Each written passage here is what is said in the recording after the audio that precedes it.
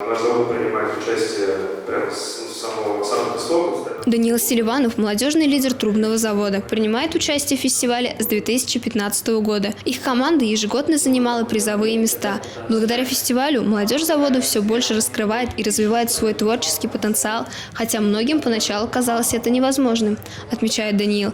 Говорит, фестиваль развивается колоссальными темпами, и его нельзя уже назвать республиканским, так как участники начали приезжать из других регионов.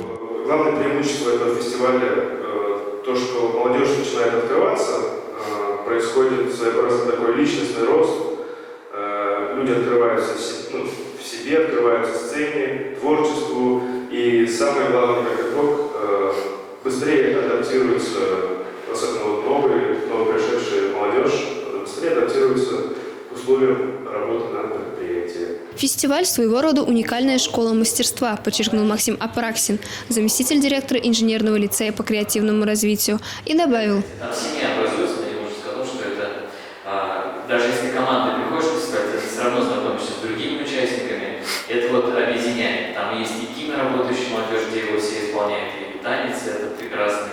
Поэтому все, кто изъявит желание участвовать, не бойтесь. Председатель молодежного комитета компании «Татнефть» Дмитрий Несмин также является победителем фестиваля. Когда ты готовишь команду, да, то есть в тебе просыпается очень много таких интересных качеств, качества организатора, качества какого-то художественного руководителя, потому что мало найти людей, да, которые хотят участвовать, да, то есть важно им помочь поставить номер, им помочь найти костюмы, немаловажно уметь и вдохновить людей, да, на какие-то свершения, да.